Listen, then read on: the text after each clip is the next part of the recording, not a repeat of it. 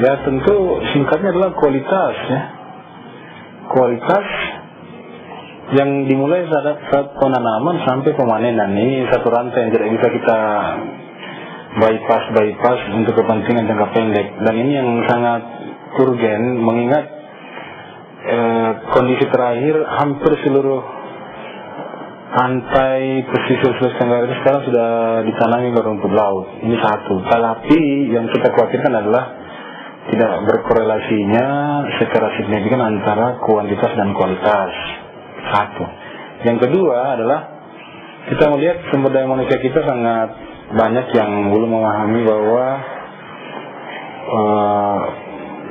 penyediaan bibit kita dan hingga pemanen itu adalah satu rantai yang tidak bisa dilepaskan begitu saja.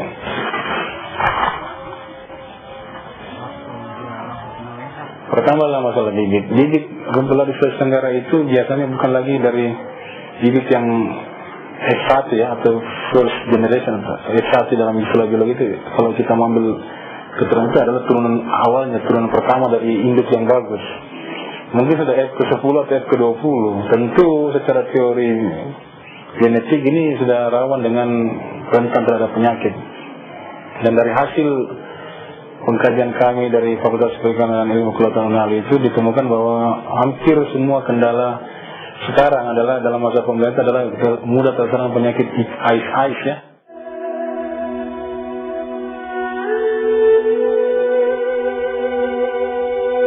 Petani rumput laut ini kendalanya itu saja. Kalau umpamanya sudah waktu musim agar ini rusak, kalau sudah agar ini rusak, di situlah. Bibit yang mudah terserang penyakit, yang kena rendah ini mudah terserang penyakit, dan yang pertama akan menimbulkan dampak. Yang pertama adalah satu, jumlah produk populasi tanah itu bisa berkurang. Yang kedua dampaknya adalah murahnya harga yang diperoleh. Tentu kenapa murah? Karena itu kan harus cepat panen. Teorinya kan harus 42 hari atau 45 hari. Kalau cepat panen misalnya 20 hari karena sudah terserang harus cepat dipanen. Karena kalau tidak dipanen kan dia jatuh ke laut. Cepat dipanen tentu kan kualitas keraginannya, kualitas keraginan rendah, tentu harganya murah. Di sini masalah. Dan ini salah satu dampak dari penggunaan bibit yang tidak tepat.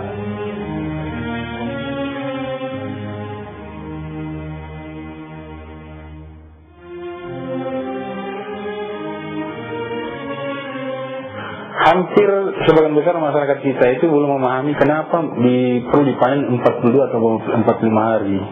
Nah, jawabannya adalah 42 atau 45 hari itu adalah masa di mana kadar keraginan yang sangat dibutuhkan oleh industri rumput laut, industri yang membutuhkan rumput laut itu tertinggi. Jadi pada saat 40 atau 45 hari itu tertinggi keraginannya. Dan kalau dipanen kurang dari 42 hari tentu kadar keraginannya rendah.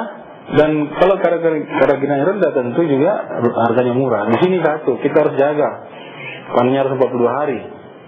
Itu yang pertama, harinya harus 40 atau 45 hari. Yang kedua, pada saat panen itu kita harus memperlakukan rumput laut itu secara benar. Jangan kita tarik begitu, karena kalau ditarik itu bisa mempengaruhi kadar keraginan ya. Jangan kita tarik, kita potong-potong dia misalnya. Kita harus lepaskan ikatannya baik-baik. Baru kita taruh di para-para. Jangan kita hambur di pasir, ya. Itu pasca panennya itu yang penting. Atau mungkin kita panen, kita langsung gantung, metode gantung, jemur secara digantung ya. Karena dan itu petani sudah ada yang praktekkan itu. Digantung, atau juga kita taruh di para-para, atau dikeringkan dengan cara ditaruh di atas waring sehingga airnya itu mudah mengalir ke bawah. Nah itu pemanenannya yang benar. Kemudian ketiga, kenapa tadi kita tidak boleh taruh di pinggir di atas pasir, karena menempel dengan pasir.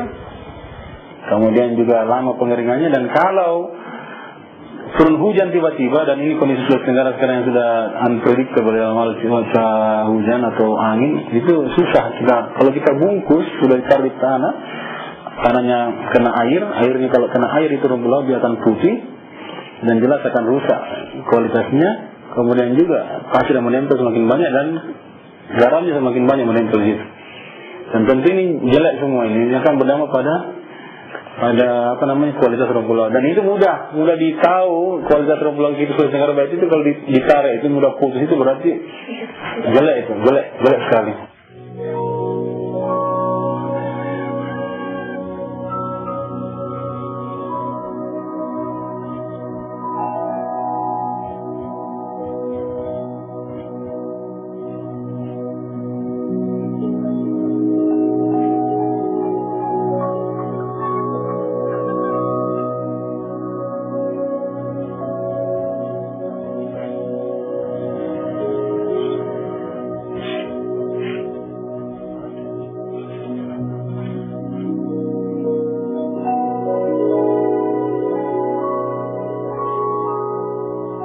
Ya, kita mengarahkan tuh pada kekeringan, kejemuran, apa segala itu supaya bagus lah.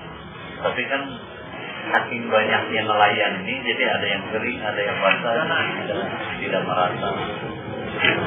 Oh lah, kalau kualitasnya bagus, saya bisa.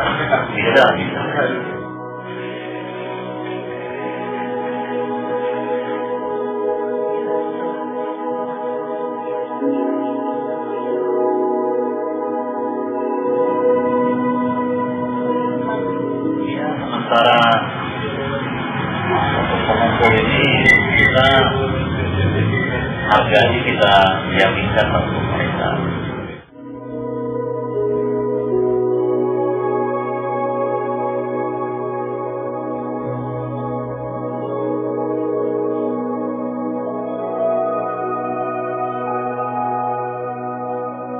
Sudah harus Sulawesi Tenggara ini karena semakin merebaknya budidaya rumput laut di kalangan masyarakat, ini satu kesyukuran, tetapi harus ada upaya-upaya, khususnya yang pertama tadi masalah bibit. Kita inginkan ada semacam kebun bibit, dan kalau bisa itu di seluruh kabupaten kota harus ada. Dan itu sangat mudah disiapkan oleh pemerintah, karena beberapa tempat-tempat di Sulawesi Tenggara ada beberapa sumber-sumber rumput laut kita yang potensial, atau kita sengaja ambil dan kita bibitkan di situ untuk disimpan semua. Jadi masyarakat tidak akan perlu lagi ambil bibit sampai di Maluku sana atau ke Manado atau ke Sulawesi Tenggara, cukup di sekitar situ. Dan itu juga membantu petani kita memahami bahwa bibit itu tidak boleh diambil lebih dari atau digunakan secara daur ulang misalnya lebih dari 6 kali. Teorinya itu yang ideal ya, kalau mungkin 10 kali bisa lah, tapi jangan lebih dari 20 kali dari turun-temurun itu terus. Kita bisa memperoleh pendapatan yang banyak itu sekali, misalnya modal kita juga banyak, karena untuk penanaman pertama kita harus punya modal itu ya lumayan, harus lumayan supaya kita pasang juga itu agar-agar lumayan, karena setelah kita mau menurunkan kita punya tali, semua itu kan harus yang tukang ikat harus digaji gitu. Bibitnya juga sebagian harus digali.